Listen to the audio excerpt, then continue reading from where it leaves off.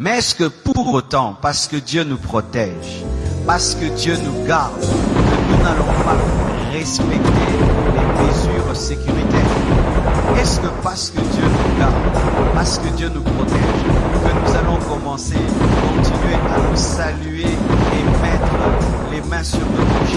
Est-ce que parce que Dieu nous protège, que quelqu'un va tousser à côté de moi et je vais lui dire tousse encore?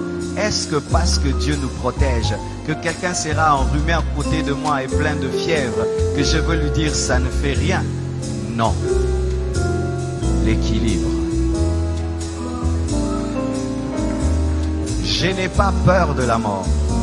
Je n'ai pas peur de la maladie, mais je ne dois pas tenter Dieu. La Bible dit que vous boirez des breuvages mortels et vous ne mourrez point. Mais est-ce que pour autant tu vas prendre le poison? Si par mes gardes on t'empoisonne, Dieu te protège. Mais si tu sais que le plat est empoisonné, tu ne le prends pas. C'est pourquoi nous devons, malgré que nous sommes des chrétiens, respecter les mesures sécuritaires. On ne se salue plus avec les mains. Amen. Nous devons, malgré que nous sommes des chrétiens et que nous n'avons pas peur, nous ne devons pas tenter Dieu. Amen. Nous devons.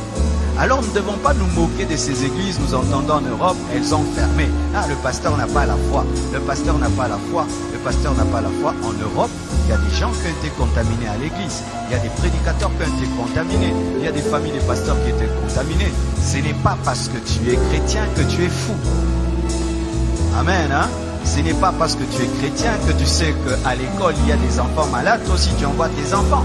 Ce n'est pas parce que tu es chrétien que tu es médecin que tu ne vas pas porter le cache-nez. Ce n'est pas parce que tu es chrétien que tu ne vas pas laver les mains. Ce n'est pas parce que tu es chrétien que tu ne vas pas veiller sur ta santé. Sinon il ne faut pas manger.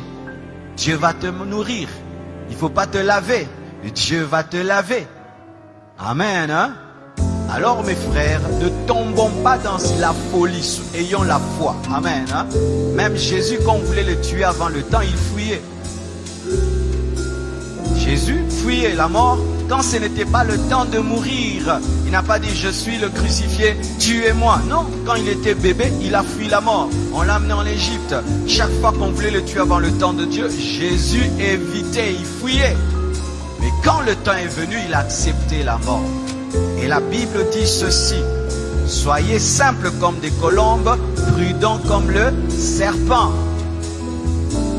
Donc si demain on nous dit qu'il faut respecter un maître, tu respectes un maître. Amen. Si demain on dit, eh ben maintenant il y a des millions de personnes, même au Congo, les églises ferment, on ferme. Fermer l'église, ce n'est pas fermer la foi. Fermer un bâtiment, ce n'est pas fermer l'église, parce que l'église n'est pas un bâtiment. Je vais venir là, amen, parce qu'il y a des gens qui au nom de la foi, ils vont aller tenter Dieu et Dieu va leur prouver ce verset de Matthieu 4, versets 5 à 7. La Bible dit dans Matthieu 4, versets 5 à 7, le diable transporta Jésus dans la ville sainte, le plaça sur le haut du temple et lui dit, si tu es le Fils de Dieu, jette-toi en bas. Mets-toi en danger. Si tu es le Fils de Dieu, jette-toi en bas. Mets-toi en danger. Dieu te protège. Car il est écrit, il donnera des ordres à ses anges à ton sujet. Et ils te porteront sur les mains. Il lui présente une promesse de protection. Maintenant il dit, mets-toi en danger. Parce que Dieu a dit qu'il va te protéger quand tu seras en danger.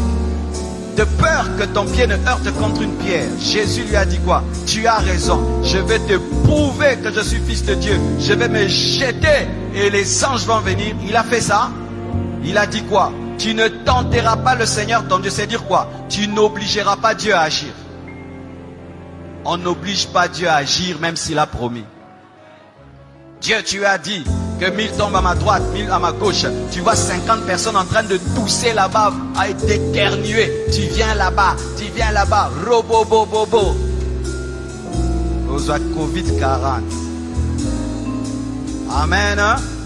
Parce que même j'ai écrit sur internet, vous savez, la conférence qui était prévu à Montréal a été annulé. Ils m'ont appelé, ils m'ont dit c'est annulé parce que la loi là-bas a interdit pour la sécurité du peuple. Et les gens disent, oh, si vous étiez des hommes de Dieu, il fallait que vous puissiez, il fallait quand même tenir cette action-là, même si tu la tiens. Mais les gens ne vont pas venir. Et même s'ils viennent, et alors tu vas mettre en danger la vie des gens pour prouver que toi tu as la foi. Prends tes propres enfants, fais-leur ça.